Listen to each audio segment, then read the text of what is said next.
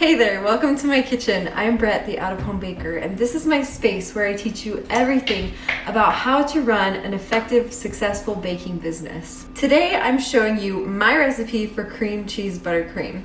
Cream cheese buttercream is a little bit different from other buttercreams. When you're making a cake or cookies, buttercream can play a role of not just flavor, but also structure. Whenever I make American buttercream, or if you make Swiss meringue buttercream, not only is it for the flavor of the cake, but it also is for building up the structure to hold those cake layers together and to do piping work and things like that. Cream cheese buttercream, however, is really just about the flavor. Cream cheese buttercream is a lot stickier and stretchier than normal buttercream. It's a lot more wobbly too, so it doesn't provide very good structure for cakes or for piping. For that reason, I use cream cheese buttercream almost like a filling. Whenever I'm doing a cake where the customer has chosen cream cheese buttercream, I will fill the cake with cream cheese buttercream, but I will crumb coat and stack it with American buttercream on the outside to help steady and secure the structure of that cake. Even though cream cheese buttercream is different than American buttercream, the recipe is actually quite similar. And I'm gonna walk you through each step on how to make it today. And I also wanna note that depending in what state you live, there are different laws that govern home bakers and what you're allowed to make and bake from home. One of the things that can often be tricky for home bakers to get approved to make is cream cheese buttercream, because it's a little bit less shelf stable due to the fresh cream cheese in it. However, this recipe that I make is approved here in the state of Utah. What gets it approved is having a lower pH, which means it's more acidic, making it more shelf stable, as well as a lower water activity, which is the molecular unbound water that's available for microbes. So the lower that water activity, the less water is available for microbial growth and the more shelf stable it becomes. Those are the two things that determine the shelf stability and whether a recipe can get approved or not under a cottage food law in your state. So make sure you check with your state so that you know whether or not you're approved. But just know that this is a recipe that has been approved in certain states, and so it might be a good one to try getting approved in your state as a home baker. Now I'm making this buttercream for a cake for a customer, so I'm gonna wear my gloves. All right, let's talk ingredients. If you've watched one of my buttercream tutorials before, you'll know that I am very partial to Walmart brand ingredients when it comes to making my buttercream. Their butter and their sugar I really love, which sounds so strange, but when it comes to the butter and the sugar, what I'm looking for isn't necessarily a higher quality flavor by buying like a high expensive brand. What I'm looking for is texture and consistency in my butter and my sugar, and I actually just really love the consistency of both the powdered sugar and the butter. The Great Value butter is the lightest color butter of all the butters I've ever come across, and so it makes for a nicer, lighter white buttercream, so I like to start with that. And then different powdered sugars have different levels of cornstarch added to prevent caking, and so I like this powdered sugar because I always know I get the same results whenever I use this butter with this sugar. If I ever change, even just between store brands, I notice a difference in consistency, and I don't like messing with that. So whatever brand you decide to use, I just advise that you stick with that and try to stay very consistent with the brand, because that way you'll get the most consistent results. We're gonna add cream cheese, obviously, to our cream cheese buttercream. We're gonna do vanilla, because vanilla is a flavor enhancer. It helps blend everything together. And then my secret ingredient for cream cheese buttercream is a little bit of lemon juice. I like that it brings out the tang of the cream cheese and just gives it kind of a zing, and it also helps pull the flavors together in a similar way that the vanilla does. I got the idea to put lemon in my cream cheese when I was making a cheesecake recipe and realized you put lemon in partially for a chemical reaction in cheesecake, but I really liked the idea of what it was doing to the flavor. So I started adding it to my cream cheese buttercream, and it is like over the top good. So for a single batch of cream cheese buttercream, which is what I'm going to make for this 6-inch cake. My cakes are 6 inch in diameter, and they're 4 layers tall, which is about 5 inches. So 6 and 5. And then I'm using this cream cheese buttercream just to fill the center of those cake layers, just like a filling. So this will probably be more than enough, but today I am making 2 of those 6-inch cakes, with this cream cheese buttercream. And so I don't mind if I'm making a little extra because I'm gonna need it for both cakes. But normally, a one-time batch of cream cheese buttercream is gonna be 2 sticks of butter, 1 cup, half a block of cream cheese, so it ends up being 4 ounces. This is an 8-ounce box, so I'm gonna use 4 ounces, just cut it right in half. I'm gonna do 1 pound of powdered sugar. This is a 2-pound bag, so I'm gonna add about half of it. Now, when you're adding powdered sugar to buttercream, there's 2 things you're trying to achieve. The powdered sugar obviously helps cover up the flavor of the butter so that you're not just eating straight butter and cream cheese. It gives flavor, but it also provides consistency and structure to buttercream. It thickens it so it becomes almost like a dough, and then you're able to have structure in your cakes. It's able to kind of hold itself up. When it comes to adding powdered sugar to cream cheese buttercream, I've actually found the more powdered sugar you add, sometimes the soupier it can get. And so I'm gonna kind of watch it. I always just like eyeball my buttercream when I'm adding the powdered sugar. I'm gonna add about half the bag, and then I'll add a little bit more if needed. So I'm gonna taste test, and I'm also gonna consistency test to make sure that it's right where I want it. I've done it enough times that I'm very confident with that. But if you want to measure out your powdered sugar, it's 1 pound or about 3.5 cups. We're gonna do about a teaspoon of vanilla, and about 1 to 2 teaspoons of our lemon juice. It's not fresh lemon juice. You can use fresh lemon juice if you want. I just prefer to have a bottle because it's easier to store and it lasts a little bit longer than fresh lemon juice, but performs just the same. The cream cheese buttercream I'm making today, I'm gonna use right away on my cakes, but you can make cream cheese buttercream in advance and store it for up to 3 days in the fridge before the quality starts to go down. So I'll usually save it for at least 3 days and then use it by then. But if you want to spread out your production and kind of break up the to-dos when you're baking a big project, you can definitely make this ahead of time and store it in the fridge and just let it thaw the day that you're ready to use it. Or you can pop it in the microwave for like 3 to 5 seconds at a time, like very small increments, because it will reheat very, very fast. You can re-whip it in your KitchenAid and just bring it back to consistency. And that way you don't have to do all of your baking and mixing and decorating all in one day. All right, let's get started on this cream cheese buttercream recipe. Come on over. The first thing we're gonna do is get the cream cheese out of the box. So I've got my cream cheese, but remember, we're only using half of this. We only want 4 inches, just a half a block. So I'm gonna cut it just right in half. It's got the lines to tell you on most packages where that 4 ounce mark is. Now I let this cream cheese soften on the countertop for about 30 minutes to an hour because I wanted it to be nice and soft. You don't want to leave this on the counter overnight because it starts to go bad. Cream cheese has milk in it, it has lots of protein, lots of yummy things that microbes like to eat. And even if you can't see it, there could be bacteria growing on it, producing toxins. So you want to be safe and make sure you keep your cream cheese and your cream cheese buttercream in the fridge as much as possible. But it is okay to let it soften for just a little bit. So it's nice and soft. You don't want a big hard block of cream cheese that's gonna break your mixer. I'm just gonna cut that in half and just squeeze that half off into the mixer. One of the tricky parts with cream cheese buttercream is that you can get lumps of cream cheese in the buttercream, and you don't want that. You want it to be nice and smooth. So I'm actually gonna beat the cream cheese just by itself to start to smooth it out and get that consistency right off the bat.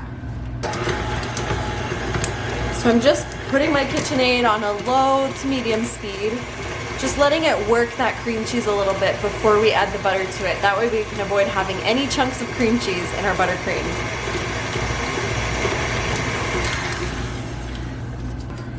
I'm gonna scrape the bowl between each addition and each mixing to make sure that everything is getting incorporated evenly. And now we're gonna add the butter. So 1 stick of butter.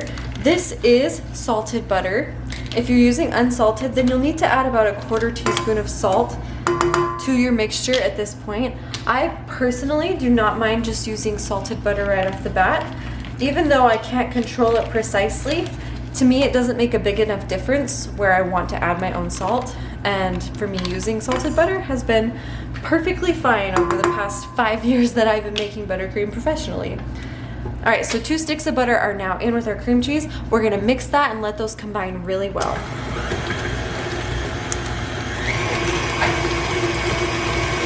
So I'm on about medium speed, and I'm just gonna let that mix for about 20 to 30 seconds. Doesn't have to be too long, and we don't want to incorporate too many air bubbles. Just until these are nice and combined.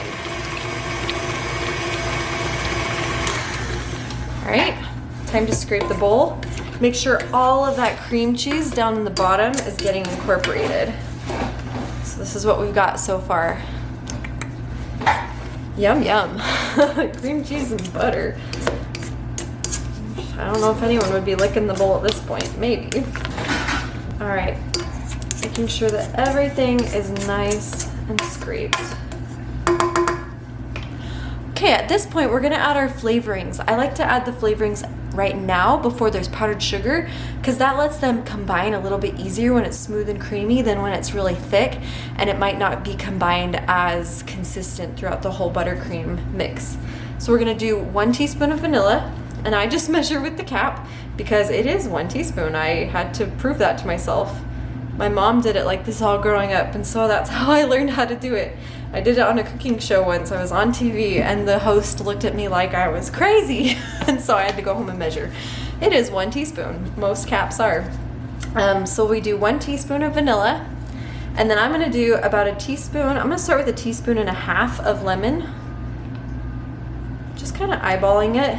When it comes to adding extracts and flavorings, it's not about a chemical reaction, it's just about taste and flavor. And so I always recommend starting with a little bit and then adding more as needed, because you can't really take it back, but you can always add more until it gets to your liking. So I'm just gonna let that combine. I'm gonna pulse it so that nothing splashes. Just let that incorporate with the butter and cream cheese. It might look a little funny because what we just did was we added liquid to fat. So we added water to fat, and they don't really like each other, so it might look a little lumpy, it might look a little strange, and it might look like you've ruined it, but I promise you haven't. Once we add the sugar, it's gonna help kind of blend all of that together. We just wanted it to get nice and consistent throughout the whole mix. All right, I'm gonna scrape it down, and then we're gonna start adding our sugar. So we need 1 pound of sugar, or about 3.5 cups. And if you're unsure, add a little bit less, and then just add little bits at a time until it gets to the right consistency and the right flavor that you want. So I've got my 2-pound bag here. I'm gonna add about half of it. And I'm just gonna eyeball it. I've done this for a long time, but I'm pretty good at eyeballing it, but definitely measure if you're unsure. So that was about half the bag. And I'm gonna pulse my mixer because I don't want this to go poof, because that's what it does.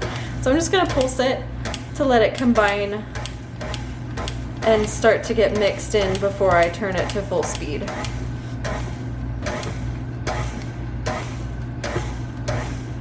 All right, it's starting to get combined. It's not super loose. I'm gonna let it go on slow. You can see it's starting to come together. Now I'm gonna turn it up just a little bit. We don't want it to go too high, because again, if we whip it, we'll end up with a lot of air bubbles. And we don't always want that. Sometimes it can be really delightful to have a very whipped cream cheese buttercream, but in this case we want it to be very nice and smooth and spreadable.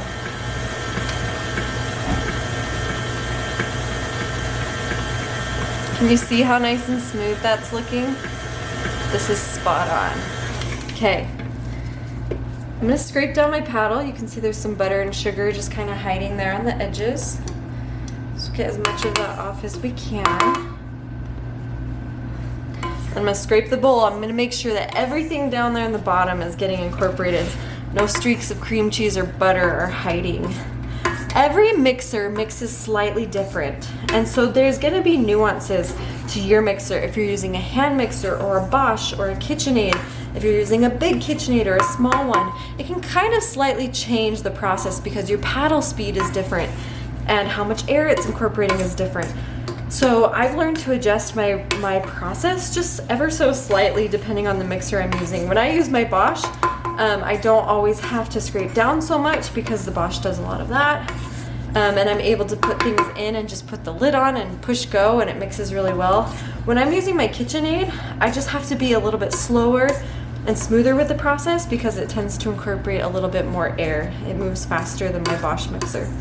Okay, you can see we've got a very nice consistency of cream cheese buttercream going on.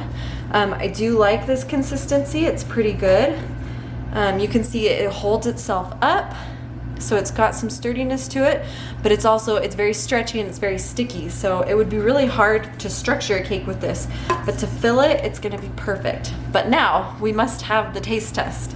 I just like to use a little toothpick and just like kind of scoop up a little blob to taste. So I'm gonna give it a taste.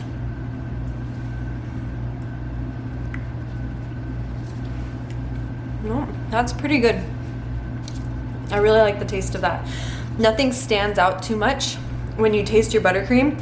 Sometimes if the ingredients aren't mixed quite right, or if the proportions aren't quite right, you'll get like a very sugary flavor right off the bat, and then like followed by the lemon flavor. Like, it's like you can taste everything distinctly.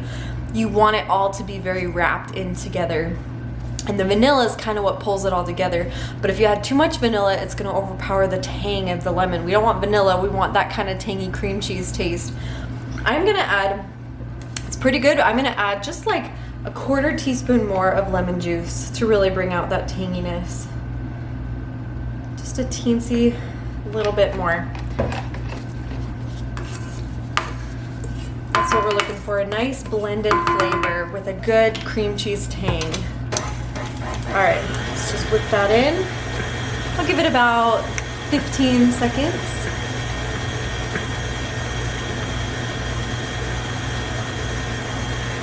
Okay, scrape it down, make sure everything got incorporated. Oh, that looks really good. You see that nice, smooth, cream cheesy consistency? Oh man. Let's give it one more taste to make sure it's good. Got a little blob. Yep. Oh, that's solid. That's perfect. So we ended up about 1.75 teaspoons of lemon juice, and that made it for a perfect cream cheesy, tangy taste. All right, so this cream cheese buttercream is ready to be used on our cake. I'm gonna use it as a filling, and then I'm gonna have my dam of American buttercream, and then I'm gonna crumb coat and final coat with American buttercream because this is very, very sticky and gooey. I have used it before to crumb coat a cake before I had come up with this method of using it as a filling. So it's not impossible, it can be done. But the other thing with cream cheese buttercream is it oxidizes faster than normal buttercream, so you're gonna get off colors a lot quicker than you will with normal American buttercream or Swiss meringue buttercream. So if you want to avoid that, I highly recommend just using it as a filling. But you can color this, and there's lots you can do to it to even change it. It's a great base. You could add more lemon juice to make it more of a lemon cream cheese buttercream. I add raspberry jam to mine all the time to get a raspberry lemon cream cheese that is to die for. You can add cinnamon to get a cinnamon spice cream cheese that's perfect with pumpkin cake.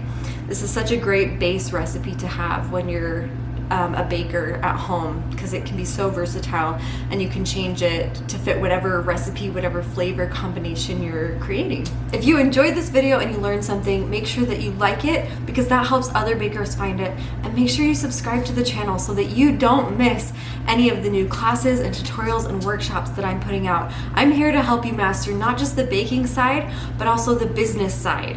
I want you to be able to have success as a baker at home, whether it's just a hobby or whether you've decided to turn it into a business. You should be able to feel like you're in control of that you can get the customers that you want, that you know how to price and market and strategize so that your business hits success and creates an income and you get to feel that freedom. That's what I've had with my baking business, and I want it for you. Thanks for watching, and stay sweet.